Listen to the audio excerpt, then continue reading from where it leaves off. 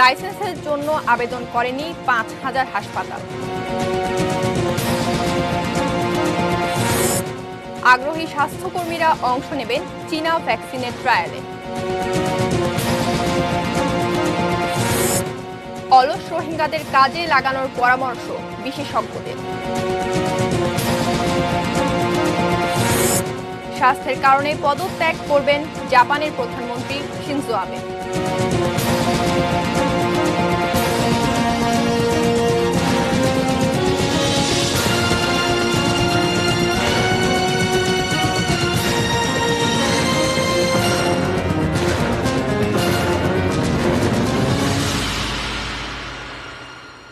এটি নিউজ দেখছেন। ৩টা নিউজ আওয়ারের সঙ্গে আছি আমি মেহজাবিন মুনিয়া। শিরোনামগুলো শুনছিলেন। VSL angle channel HB VSL Bikrampur steel limited. এবারে বিস্তারিত। স্বাস্থ্য অধিদপ্তরের হিসাব মতে ৫,০০০-এর বেশি বেসরকারি হাসপাতাল, ক্লিনিক বা ডায়াগনস্টিক সেন্টার এখনো লাইসেন্স নবায়নের জন্য আবেদনই করেনি। ২৩ আগস্টের মধ্যে লাইসেন্স নবায়নের সময় বেঁধে দিয়েছিল স্বাস্থ্য মন্ত্রণালয়ের টাস্কফোর্স। এরপর দেশে লাইসেন্স ছাড়া কোনো হাসপাতাল চালু থাকবে না বলেও হুঁশিয়ারি দিয়েছিল তারা। আরও জানাচ্ছেন নাজিয়া আফরিন। দেশের স্বাস্থ্য ব্যবস্থার করুণ চিত্র ফুটে উঠেছে করোনাকালে। করোনা টেস্ট নিয়ে রিজেন্ট জেকেজি প্রতারণার পর ভয়াবহ বাস্তবতার কথা জানল জনগণ। লাইসেন্স ছাড়াই চলছে অনেক হাসপাতাল। কারো লাইসেন্স থাকলেও বছরের পর বছর তা নবায়ন করা হয়নি। সব চলছে ম্যানেজ করে। চরম অনিয়ম প্রকাশের পর শুরু হয় বেসরকারি হাসপাতালগুলোর লাইসেন্স নবায়নের তোড়জোড়। অনলাইনে লাইসেন্স নবায়নে নানা জটিলতা সহ অতিরিক্ত সময় লাগার অভিযোগ করেন হাসপাতালের মালিকরা। জটিলতার কারণ অনুসন্ধান এবং লাইসেন্স নবায়ন প্রক্রিয়া সহজ করতে ৮ আগস্ট সংশ্লিষ্টদের নিয়ে বৈঠকে বসে টাস্কফোর্স কমিটি। আমরা চাই না কোনোভাবেই যে লাইসেন্স ছাড়া কোনো প্রতিষ্ঠান চলুক। যারা এই লাইসেন্স নবায়ন প্রক্রিয়া এবং লাইসেন্স গ্রহণ প্রক্রিয়ার মধ্যে আসবে না, আমরা ওই সকল প্রতিষ্ঠান বন্ধ করে দেব। ২০১৮ সালের সেপ্টেম্বরে বেসরকারি হাসপাতাল ও ক্লিনিকের নিবন্ধন ফি এবং নবায়ন ফি ৫,০০০ থেকে বাড়িয়ে সর্বনিম্ন ৫০,০০০ ও সর্বোচ্চ ২.৫ লাখ টাকা নির্ধারণ করা হয়। আর এবারে লাইসেন্স পেতে আরোপ করা হয় বেশ কটি শর্ত। স্বাস্থ্য অধিদপ্তরের এই উদ্যোগকে স্বাগত জানিয়ে কার্যক্রম আরও জোরদারের দাবি জানিয়েছে বেসরকারি ক্লিনিক ও ডায়াগনস্টিক মালিক সমিতি। রিজেন্ট বলেন বা অন্য ২-৩টা ক্লিনিকে যেগুলো আমরা দেখেছি, গণমাধ্যমে যেগুলো আসে, তারা কিভাবে পেল, কিভাবে তারা চিকিৎসা করলো, এটাই তো আমি বুঝে উঠতে পারি না। এবং আমাদের মধ্যে কেউ যত না করে আমরা বারবার ঘনভাবে তাদেরকে সতর্ক করতে বলা হয়েছে। স্বাস্থ্য অধিদপ্তর বলছে বেসরকারি হাসপাতাল ক্লিনিকের লাইসেন্স দেয়া ও নবায়ন অনলাইন ভিত্তিক হওয়ায় দুর্নীতির সুযোগ কমছে। জনবল সংকটের জটিলতা কাটিয়ে নজরদারি অব্যাহত রাখবে বলেও জানায় অধিদপ্তর কর্তৃপক্ষ। এ পর্যন্ত প্রায় ১২,৩৫৫টি প্রতিষ্ঠান অনলাইনে প্রবেশ করেছে, তবে এখনো কমপ্লিট হয়নি। প্রায় ৪,৫৯৫টা প্রতিষ্ঠানের লাইসেন্স দিতে পেরেছি। আর কিছু আছে আমাদের ইন্সপেকশন ডান হয়েছে, ওয়েটিং ফর ইন্সপেকশন আছে কিছু। এই 3টে যোগ করলে প্রায় ৯,০০০-এর কাছাকাছি। আর যারা পেন্ডিং অবস্থায় আছে তারা হয়তো কিছু সংশোধনী করলে তারা ওই আমাদের ওয়েটিং ফর ইন্সপেকশন। অর্থাৎ আমরা এই বিজ্ঞপ্তি দেওয়ার পরে আমরা বেশ সাড়া পেয়েছি। নাজিয়া আফরিন, এটি নিউজ, ঢাকা। কবে খুলবে শিক্ষা প্রতিষ্ঠান সে বিষয়ে এখনো কোনো সিদ্ধান্ত না হলেও আবারও পাঠে ফিরতে শুরু করেছে শিক্ষার্থীরা। বিশ্ববিদ্যালয়গুলোর অনলাইন ক্লাসে প্রথম দিকে সাড়া থাকলেও এখন বেড়েছে উপস্থিতি। এর মধ্যেই অনলাইন ক্লাস সচল করতে নেওয়া হয়েছে নতুন উদ্যোগ। আমিনুল ইসলামের রিপোর্ট।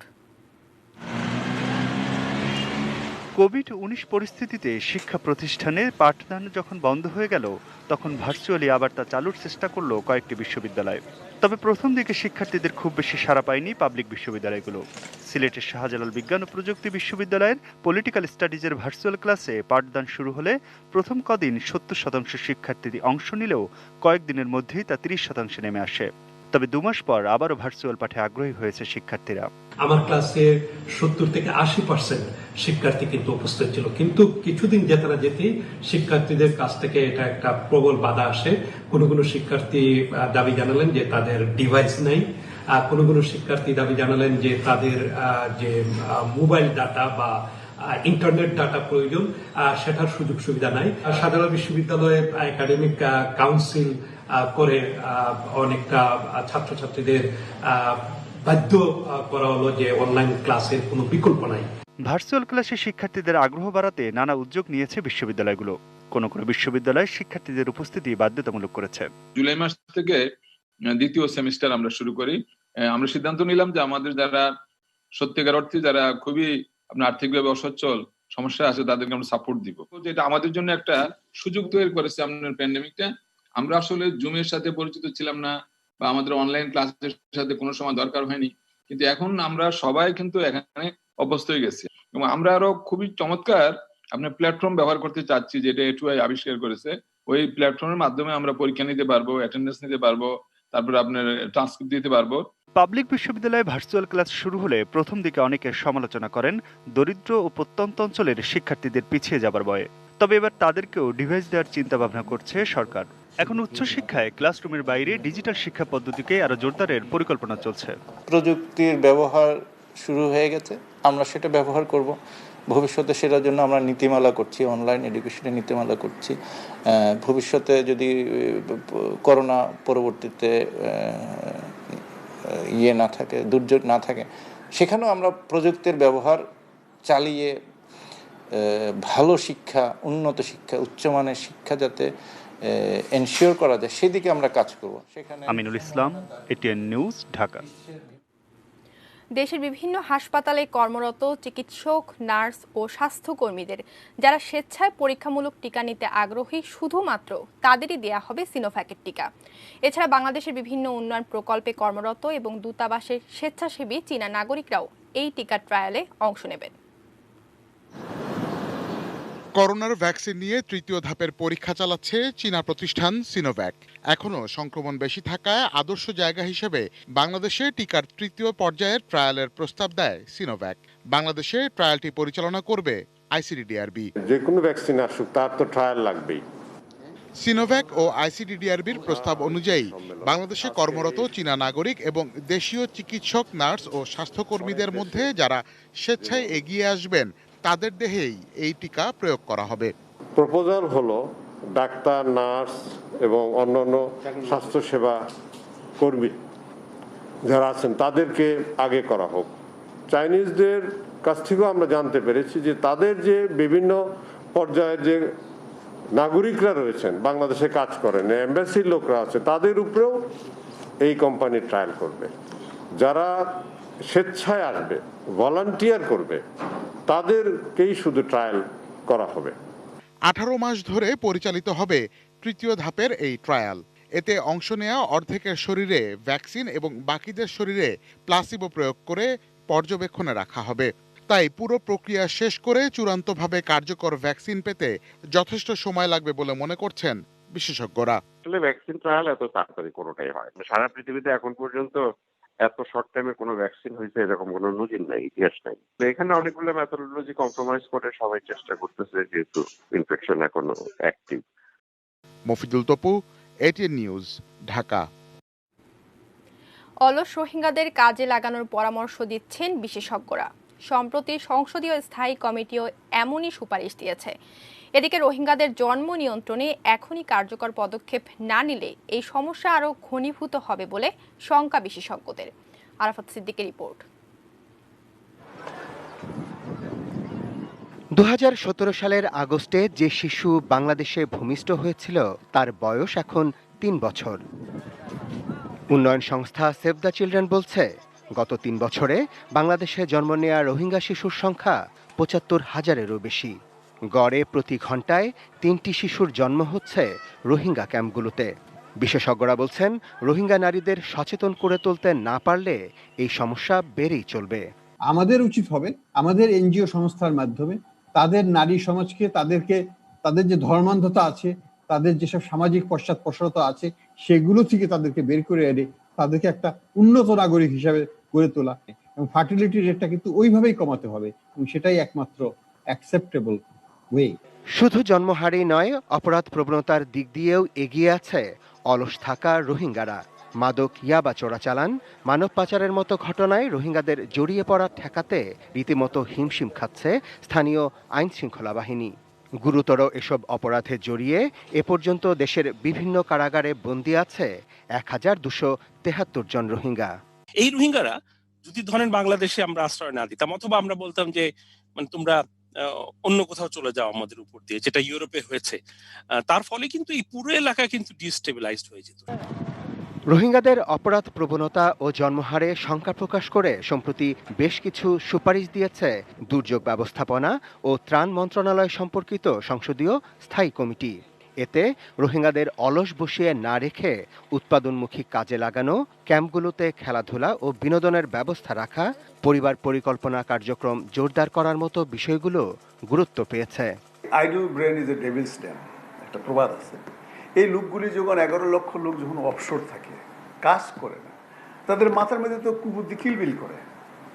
কিন্তু তাদেরকে যদি এই 11 লক্ষ লোককে, যেগুলি আপনার কর্মক্ষম লোক, এগুলি যদি কাজে লাগানো যেত, সরকারি এবং এনজিওরা যদি সহায়তা করে ওদেরকে ব্যস্ত রাখে, তাহলে অপরাধটা ওখানে কম করে।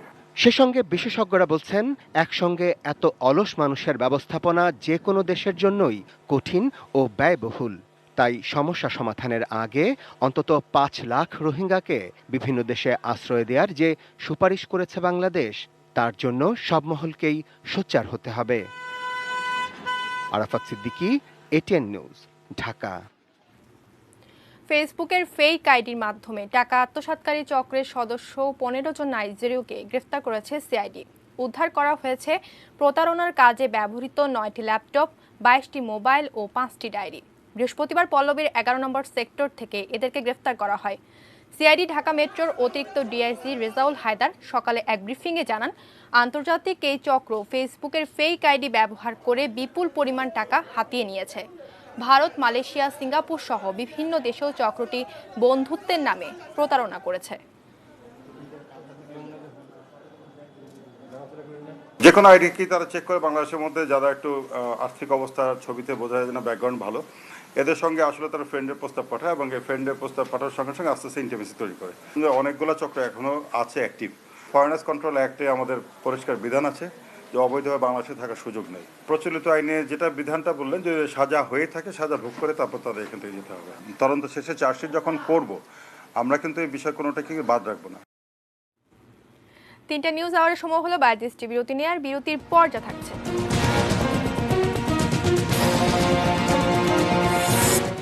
নাখালপাড়া স্ত্রীকে হত্যা করে স্বামীর আত্মহত্যা। শরীয়তপুরে মিথ্যা মামলায় মা জেলে, আতঙ্কিত 4 শিশু।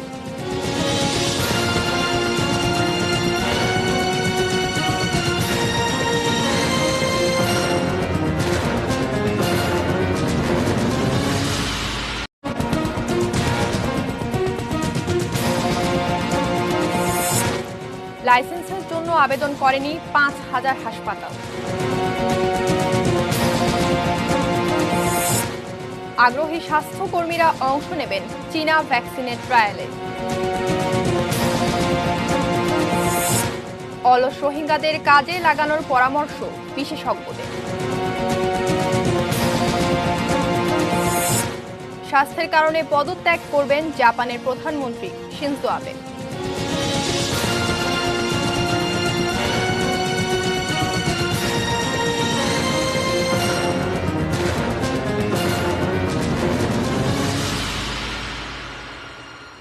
বিরতির পর আরো একবার আমন্ত্রণ জানাচ্ছি 3টা নিউজ আওয়ারে। ধন্যবাদ সঙ্গে থাকার জন্য। যাচ্ছি অন্যান্য খবরে। স্ত্রী ফারজানা আক্তার সুমিকে হত্যা করে আত্মহত্যা করেছেন স্বামী হাসমত আলী। পারিবারিক কলহের জেরে এমন ঘটনা ঘটেছে বলে প্রাথমিকভাবে ধারণা করছে পুলিশ। নাখালপাড়ার আশা এনজিওর এই অফিসে পরিচ্ছন্নতা কর্মী হিসেবে কাজ করতেন ফারজানা আক্তার সুমি। মাছ ব্যবসায়ী হাসমত আলীও থাকতেন তার সাথে, কিন্তু তাদের মধ্যে মতের অমিলের কথা জানতেন প্রতিবেশীরাও। বাপ মার সাথে সাথে সাথে একটা কি মনোমালিন্য ছিল, ছেলে চেয়েছিল এটা মীমাংসা করার জন্য। একটু দ্বন্দ্ব ছিল জামাই বউর ভিতরে, মাঝে মধ্যে এই বউ জামাইকে সন্দেহ করতে, জামাই বউকে সন্দেহ করতে, এই জিনিসটা আর কি তাদের ভিতরে বেশি ছিল। বৃহস্পতিবার রাতেও হাসমত আলীর সাথে ঝগড়া হয় স্ত্রী সুমির। তখন এই ঝগড়া মেটানোর চেষ্টা করেছিলেন তাদের বড় ছেলে। আমার মা আলাদা থাকতে চায়, এ কারণে আমার আব্বু একটু সন্দেহ করতো। আগে আমাকে 2-3 বার ফালাই হয়ে গেছে। তখন কালকে আমি এটা নিয়ে মিট করলাম, মানে বুঝাই দিলাম যদি তোমরা এরকম করো তাহলে আমরা থাকতে পারবো না। এটা বললা তখন দুজন রাজি হয়েছে। রাজি হওয়ার পরে আমার আব্বু বলছে রিফাত তুই একটু বাইরে যা, আর তোর আম্মুর কথা আছে এটা বললে আমি একটু বাইরে গেলাম, 20 মিনিট পরে যাই দিই দরজা মতো সব আটকানো। শুক্রবার সকালে পুলিশ দরজা ভেঙে ঘরের দুজনের মৃতদেহ দেখতে পায়। সুমির মাথায় আঘাতের চিহ্ন ছিল, আর হাসপাতালের মরদেহ ছিল ঝুলন্ত। প্রত্যক্ষ যে সাক্ষী তার ছেলে, সেই বলছে যে তার মা এবং বাবা একসাথে ঢুকছে এখানে, পরবর্তী পর্যায়ে দরজা বন্ধ পায়। এতে আমরা মনে করছি এটাই যে ওই ছেলের মাকে প্রথম তার স্বামী শ্বাসরোধে হত্যা করেছে, হত্যা করার পরে তার স্বামী নিজে আত্মহত্যা করেছে। শুধু কি আত্মহত্যা, না এই ঘটনার পেছনে অন্য কেউ আছে তা খতিয়ে দেখতে পুলিশ অপমৃত্যুর মামলা করবে। Arif Hossain, ATN news, Dhaka. পর্বতারোহী, সাইক্লিস্ট ও দৌড়বিদ রেশমা নাহার রত্নার মর্মান্তিক মৃত্যুতে দায়ী গাড়ি চালকের দ্রুত বিচার ও সাইকেল লেনের দাবি নিয়ে 10 কিলোমিটারের ভার্চুয়াল দৌড় ও মানববন্ধন হয়েছে রাজধানীতে। সকাল 7টায় চন্দ্রিমা উদ্যান থেকে শুরু হয় 10 কিলোমিটারের ভার্চুয়াল রান ফর রত্না। সেখান থেকে সংসদ ভবন, মিরপুর রোড, সোহরাওয়ার্দী উদ্যান থেকে ঢাকা বিশ্ববিদ্যালয় ক্যাম্পাস হয়ে শাহবাগে দৌড় শেষ হয়। এছাড়াও ফেসবুকে ব্যক্তি পর্যায়ে অনেক দৌড়বিদ নিজ নিজ এলাকা থেকে যোগ দেন এই প্রতিবাদী দৌড়ে। শাহবাগে মানববন্ধন করেন দৌড়বিদ, সাইক্লিস্ট আর পর্বতারোহীরা। এ সময় তারা শহরের রেশমা নাহার রত্নার নামে আলাদা সাইকেল লেনের দাবি তোলেন। গত 5 আগস্ট হাতির ঝিলে দৌড় শেষে সাইক্লিং করে বাসায় ফেরার পথে চন্দ্রিমা উদ্যানের সামনে মাইক্রোবাসের চাপায় মারা যান রত্না। সুষ্ঠু বিচার এবং অবশ্যই দৃষ্টান্তমূলক শাস্তি সেই ড্রাইভার, সেই গাড়ির মালিক যারা অতি সহজেই এরকম গাড়ি চাপা দিয়ে পালিয়ে যায়, তারপর খুঁজে বার করে আমরা একটা ছবি দেই, কিন্তু তারপর আর কোনো সেটার ফলো আপ থাকে না। তো এবার যেন অন্তত সেটা হয়। দুর্ঘটনার নামে হত্যাকাণ্ড আর না ঘটে, পাশাপাশি একটি নিরাপদ সড়ক, যেই সড়ক দিয়ে প্রতিদিন কোটি কোটি মানুষ চলাচল করে, তারা নিরাপদে যেন বাড়ি ফিরতে পারে, তার বাবার কাছে ফিরে যাবে, তার মায়ের কাছে ফিরে যাবে। সেই নিরাপদ সড়কটুকু, এটা শুধু আজকে আমাদের একার দাবি না, এটা আজকে পুরো বাংলাদেশের দাবি। সিনহা হত্যা মামলায় অভিযুক্ত ওসি প্রদীপ, লিয়াকত ও নন্দ দুলালের 4 দিন করে রিমান্ড আবেদন করা হয়েছে। এ ব্যাপারে বিস্তারিত জানাতে কক্সবাজার থেকে সরাসরি যুক্ত হচ্ছেন সহকর্মী অর্পণ বড়ুয়া। অর্পণ, তাদের তো 4 দিনের রিমান্ড মঞ্জুর হয়েছে, এছাড়াও আপনার কাছে কি তথ্য আছে জানাবেন। যে কথা বলছিলেন, আসলে ঠিক অল্প কিছুক্ষণ আগেই ওসি প্রদীপ, এসআই নন্দদুলাল এবং পরিদর্শক লিয়াকতকে কক্সবাজার আদালত চত্বরে আনা হয়েছে। আপনি নিশ্চয় জানেন তারা র্যাবের রিমান্ডে ছিল। রিমান্ড শেষে তাদের কাজকে কক্সবাজারের যে বিজ্ঞ সিনিয়র সহকারী জুডিশিয়াল ম্যাজিস্ট্রেট আদালত আছে, তামান্না ফারার আদালত, সেখানে তাদের কাজকে সুপর্দ করা হবে। পাশাপাশি তাদের আরও 4 দিনের রিমান্ড যাওয়ার জন্য র্যাবের একটি আবেদন কক্সবাজারের টেকনাফের 31শে জুলাই রাতে যেদিন ঘটনাটি ঘটেছিল, আসলে সেদিন সরাসরি সেই হত্যাকাণ্ডের সাথেই সম্পৃক্ত ছিল লিয়াকত। এই ধরনের অভিযোগ আমরা পেয়েছি গতকালকে। আমরা নিশ্চয়ই এটি নিউজের মাধ্যমে দেখিয়েছি দর্শকদেরকে। গতকালকে 2 জন এপিবিএন এর সদস্য এখানে এসে তারা আসলে জবানবন্দি দিয়েছেন। তার আগের দিনও এপিবিএন এর আরেক সদস্য আব্দুল্লাহ সেও জবানবন্দি দিয়েছেন। আসলে জবানবন্দিকে তারা বারবার উল্লেখ করছেন ও লিয়াকত, পরিদর্শক লিয়াকত সেখানে আসলে শিকারের মতো অবস্থান করছিলেন এবং তাদের পরিদর্শক লিয়াকত এবং তাদের সঙ্গীয় যে পুলিশ সদস্যরা ছিল, অর্থাৎ অভিযুক্ত সিনহা হত্যায় যারা অভিযুক্ত হয়েছে, তারা সকলেই সেদিন এমন একটি পরিস্থিতি সৃষ্টি করেছিল। আসলে সেই সময় এবিপিএন এর 3 সদস্য তারা খুবই অসহায় ছিল এবং সেই চেকপোস্টের নিয়ন্ত্রণই তারা নিয়ে রেখেছিল। আমি কক্সবাজার আদালত চত্বরে বর্তমানে অবস্থান করছি। ঠিক অল্প কিছুক্ষণ পরে এখানে তামান্না ফারার আদালতে শুনানি অনুষ্ঠিত হবে এবং শুনানির পরবর্তীতে আদালত যে সিদ্ধান্তটি দেন, আসলে সেই সিদ্ধান্ত যেহেতু র্যাবের পক্ষ থেকে আরো 4 দিনের রিমান্ড চাওয়া হচ্ছে, শুনানি শেষে আদালত কি সিদ্ধান্ত দিচ্ছে সেই বিষয়টি আবারও আমরা নিশ্চয়ই পরবর্তী সংবাদে যুক্ত হয়ে জানাতে পারবো। মুনিয়া, ধন্যবাদ অর্পণ আপনাকে। দর্শক, সিনহা হত্যা মামলার আসামিদের রিমান্ডে আবেদন করা হয়েছে, এ বিষয়ে জানাচ্ছিলেন আমাদের সহকর্মী অর্পণ বড়ুয়া। যাচ্ছি পরবর্তী খবরে। জাতীয় কবি কাজী নজরুল ইসলামের নির্মিত ডকু ফিল্ম বায়োগ্রাফি অব নজরুলের ট্রেলার প্রকাশ হয়েছে। বৃহস্পতিবার রাতে অনলাইনে ফেরদৌস খান পরিচালিত ডকু ফিল্মটি ট্রেলার এর উদ্বোধন করা হয়। এই অনুষ্ঠানে যুক্ত ছিলেন সংস্কৃতি প্রতিমন্ত্রী KM খালিদ, জাতীয় অধ্যাপক ডক্টর রফিকুল ইসলাম, নজরুল গবেষক ডক্টর বাঁধন সেনগুপ্ত এবং কবি নাতনি খিলখিল কাজী ও অনিন্দিতা কাজী। প্রায় 1.5 ঘন্টার এই তথ্যচিত্রটি ইতোমধ্যে সেন্সর পেয়েছে। করোনা পরিস্থিতির উন্নতি হলে ঢাকা ও কলকাতায় প্রদর্শনী শুরু হবে।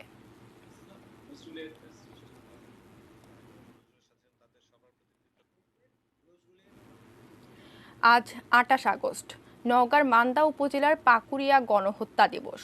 গণহত্যার এত বছর পার হলেও শহীদদের স্মৃতি রক্ষায় নেই কোনো সরকারি পদক্ষেপ। এই দিনে পাকিস্তানি হানাদার বাহিনী রাজাকারদের সহযোগিতায় গ্রামবাসীদের ধরে নিয়ে যায় পাকুড়িয়া ইউনাইটেড স্কুল মাঠে। কয়েক দফা গুলি চালিয়ে নির্মমভাবে হত্যা করে ১২৮ গ্রামবাসীকে। মাঠের পাশেই তাদের দেয়া হয় গণকবর। হত্যাকাণ্ডের সময় ভাগ্যক্রমে বেঁচে যান ১৯ জন। স্বাধীনতার ৪৮ বছর পার হলেও কোনো উন্নয়ন হয়নি গণকবরের। শহীদ পরিবারদের অনেকেই এখন ভিক্ষাবৃত্তি করে জীবিকা নির্বাহ করছেন। এ নিয়ে গণমাধ্যমে অনেকবার সংবাদ প্রকাশিত হলেও সরকারিভাবে কোনো স্বীকৃতি বা ভাতা দেওয়ার বিষয়ে কোনো উদ্যোগ নেওয়া হয়নি। গণকবর নামে সরকার থেকে তদন্ত আসছিল, টিএনও তদন্ত করেছিল, কিন্তু না, কোনো উন্নতি হয়নি।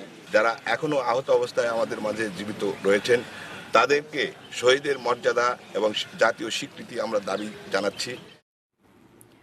শিশুদের ঝগড়া থেকে মিথ্যা মামলা, কারাগারে মা, পালিয়ে বেড়াচ্ছেন বাবা, আতঙ্কে দিন কাটছে ৪ শিশুর। শরীয়তপুর প্রতিনিধি রোকনুজ্জামান পারভেজের তথ্য ও ছবিতে ডেস্ক রিপোর্ট।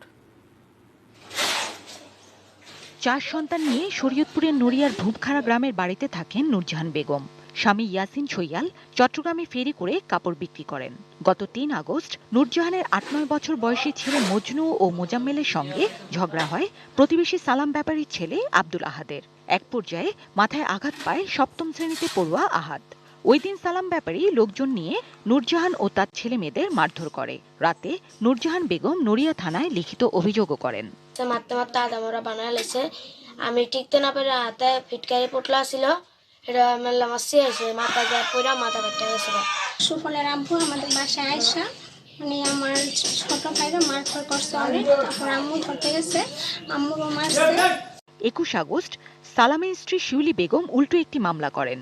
ফিটকিরির আঘাতে আহত হলেও মামলায় অভিযোগ করা হয় নূরজাহান আহাদকে মাথায় অস্ত্র দিয়ে কুপিয়ে আহত করেছে।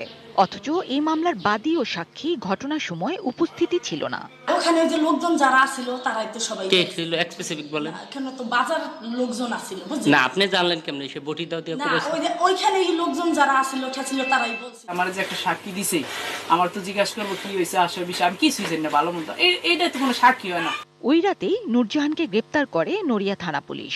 পরদিন তাকে জেলা কারাগারে পাঠানো হয়। সম্ভবত মিথ্যাভাবে মামলাটা থানায় দায়ের করেছিল, পুলিশের সাথে পুলিশকে প্রভাবিত করে। পুলিশ সেই ওই বাদীপক্ষে প্রভাবিত হইয়া সম্পূর্ণ অন্যায়ভাবে আমার আসামিকে গ্রেপ্তার করেছে। তদন্ত করে যতটুকু জানতে পেরেছি এবং স্থানীয় সাক্ষী আমাদেরকে বলেছেন যে তারা এই ধরনের কোনো ঘটনা ঘটে নাই, সেই মহিলা এই ঘটনার সাথে জড়িত ছিলেন না এবং ওই সময় উপস্থিত ছিলেন না। তদন্ত সাপেক্ষে এই মামলার পরবর্তী পদক্ষেপ নেওয়া হবে বলে জানিয়েছে পুলিশ। প্রত্যেকটা ঘটনায় তো আমি যাই না, আমার সাব ইন্সপেক্টররা যাদেরকে দিই তারা যায় তদন্ত করে, তারা তদন্ত করে আমাকে যেভাবে বলে আমি সেই অনুযায়ী ব্যবস্থা নিই। ভাই, তো আমি ভিডিও এবং ছবি দেখছি। জিনিয়া ইসলাম, ডেস্ক রিপোর্ট, 18 নিউজ। সোশ্যাল ইসলামী ব্যাংক লিমিটেড বাণিজ্য সংবাদ।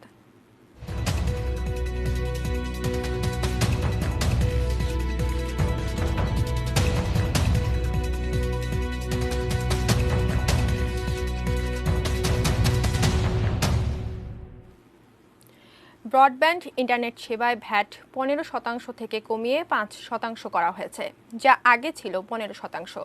বৃহস্পতিবার জাতীয় রাজস্ব বোর্ড এ বিষয়ে প্রজ্ঞাপন জারি করে। প্রজ্ঞাপনে বলা হয়েছে বৃহস্পতিবার থেকেই নতুন ভ্যাটের হার কার্যকর হবে। ইন্টারনেট সার্ভিস প্রোভাইডারদের সংগঠন আইএসপিএবি জানিয়েছে ভ্যাট 10% কমলেও ব্রডব্যান্ড ইন্টারনেটের মূল্য কমছে না। আইএসপিএবির তথ্য অনুযায়ী বর্তমানে সারা দেশে ব্রডব্যান্ড ইন্টারনেট ব্যবহার করছেন প্রায় 3.5 কোটি গ্রাহক।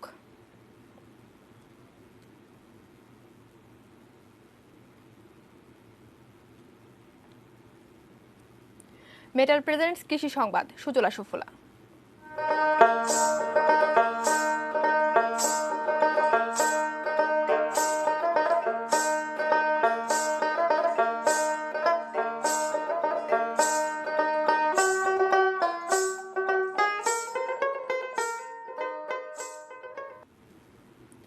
টানা বৃষ্টি, উজানের পাহাড়ি ঢল ও নদ নদীর পানি উপচে এবারের বন্যায় টাঙ্গাইলের 10 উপজেলার কৃষি জমির ব্যাপক ক্ষতি হয়েছে।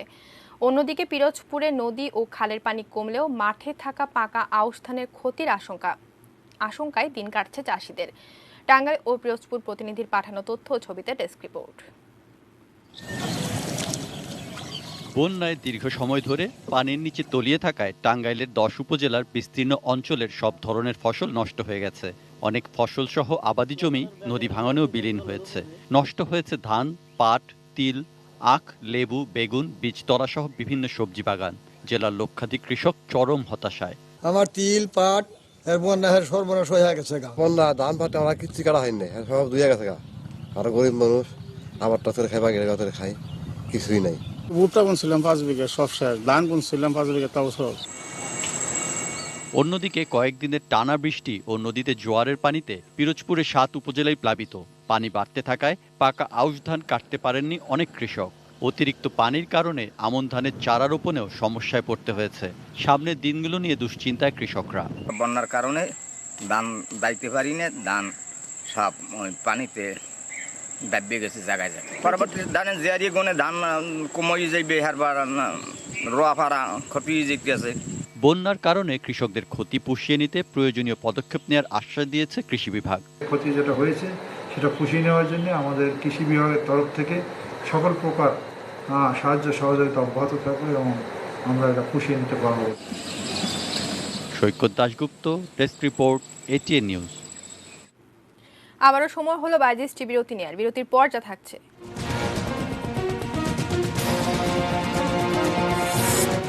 মেসি থাকার ঘোষণা দিলে পদত্যাগ করবেন বার্সেলোনার সভাপতি।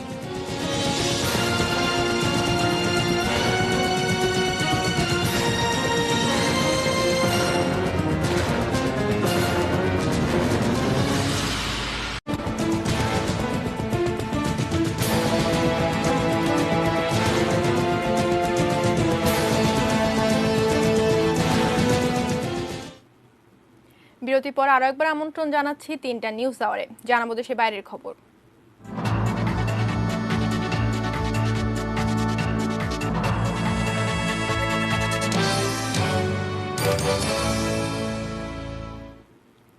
স্বাস্থ্যগত কারণে পদত্যাগের ঘোষণা দিয়েছেন জাপানের প্রধানমন্ত্রী শিনজো আবে। আজ এক সংবাদ সম্মেলনে তিনি এই ঘোষণা দেন। জাপানের জাতীয় গণমাধ্যম এনএইচকে জানায়, তার ভগ্ন স্বাস্থ্যের কারণে সরকারের কর্মকাণ্ডে কোনো বিঘ্ন ঘটুক তা চান না আবে। তবে ক্ষমতাসীন দলের নেতারা বলছেন ভালো আছেন আবে। তাদের দাবি 2 বার হাসপাতালে যাওয়ায় তার স্বাস্থ্য নিয়ে এই জল্পনা কল্পনা শুরু হয়েছে। অনেকেই ভাবছেন মেয়াদের আরও 1 বছর প্রধানমন্ত্রীর দায়িত্ব পালন করতে পারবেন না আবে। 8 বছর ধরে প্রধানমন্ত্রী পদে আসীন শিনজো আবে হচ্ছেন সবচেয়ে বেশি সময়ে জাপানের রাষ্ট্র ক্ষমতায় থাকা রাজনীতিবিদ।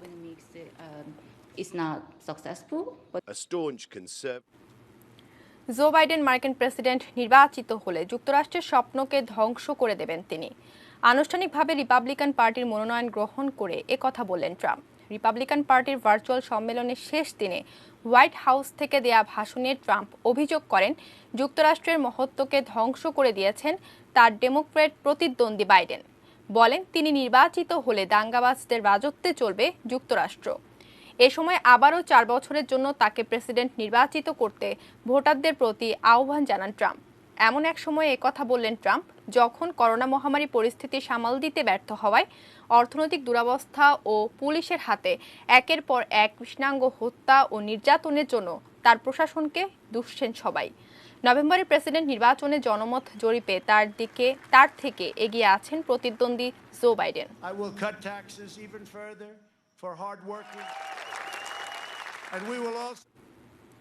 অস্ট্রেলিয়ার ভিক্টোরিয়া প্রদেশে ঝড়ে গাছ পড়ে 4 বছরের এক শিশু সহ 3 জনের মৃত্যু হয়েছে। প্রদেশটির রাজধানী মেলবোর্নের উপকণ্ঠে এই প্রাণহানির ঘটনা ঘটে। ঝড়ের কারণে 95,000 বাড়ির বিদ্যুৎ সংযোগ বিচ্ছিন্ন হয়ে যায়। ঝড়ে বাঁধ ভেঙে দূষিত পানি প্রবেশ করেছে লোকালয়ে। এতে করে লাইনে দূষিত পানি ঢুকে খাবার পানির সংকটে পড়ে প্রায় 2.5 লাখ পরিবার। জরুরি সাহায্য চেয়ে 2100টি ফোন কল আসে। করোনা ভাইরাস মহামারীর কারণে গত 2 মাস ধরে লকডাউনে আছে মেলবোর্ন। ভিক্টোরিয়া প্রদেশে করোনায় এ পর্যন্ত 500 মানুষের প্রাণহানি হয়েছে। He could not be saved. And in another incident in Fernshaw, that's in Melbourne's east, a 36-year-old woman was a passenger in a ute that was travelling on the... has lashed parts of the state, toppling trees. খেলার খবর।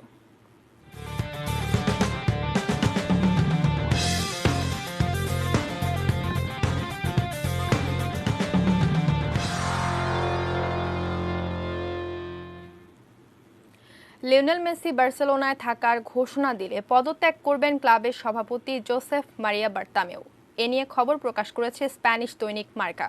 Messi বার্ত সাপেক্ষে পদত্যাগের ঘোষণা দিয়েছেন, কেননা মেসির মতো বিশ্বসেরা ফুটবলারকে বার্সা কিংবা বার্তামেও কেউই ছাড়তে চান না। লিওনেল মেসিকে বার্সেলোনা ছেড়ে নিজ শহর রোসারিওতে ফেরার আহ্বান জানিয়েছে আর্জেন্টিনার লাখ লাখ মেসি সমর্থক।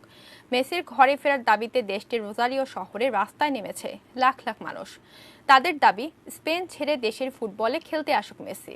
তার শৈশবের ক্লাব নিউয়েলস ওল্ড বয়েজ আবারও ফিরবে। ফুটবল জাদুকর লিওনেল মেসি, এমনটাই প্রত্যাশা আর্জেন্টাইনদের। 25 আগস্ট হঠাৎই বার্সা ছাড়ার জন্য নিজের ইচ্ছার কথা প্রকাশ করেন। এরপরে আলোচনা শুরু হয় মেসিকে নিয়ে। বিশ্বসেরা এই ফুটবলার সত্যি কি বার্সা ছাড়ছেন, ছেড়ে কোথায় যাচ্ছেন, এমন গুঞ্জনে মুখর বিশ্বের গণমাধ্যমগুলো।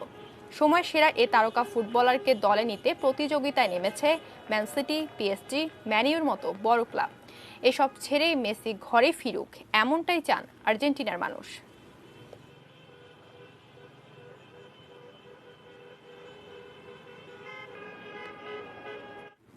শেষ করব 3টা নিউজ আওয়ার, তবে তার আগে এক নজরে সংবাদ শিরোনামগুলো জানিয়ে দিচ্ছি আরো একবার।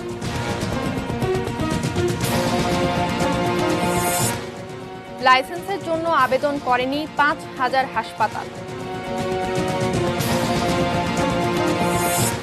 আগ্রহী স্বাস্থ্যকর্মীরা অংশ নেবেন চীনা ভ্যাকসিনের ট্রায়ালে। অলস রোহিঙ্গাদের কাজে লাগানোর পরামর্শ বিশেষজ্ঞদের। স্বাস্থ্যের কারণে পদত্যাগ করবেন জাপানের প্রধানমন্ত্রী শিনজো আবে। নাখালপাড়া স্ত্রীকে হত্যা করে স্বামীর আত্মহত্যা। শরীয়তপুরে মিথ্যা মামলায় মা জেলে, আতঙ্কিত 4 শিশু। মেসি থাকার ঘোষণা দিলে পদত্যাগ করবেন বার্সেলোনার সভাপতি।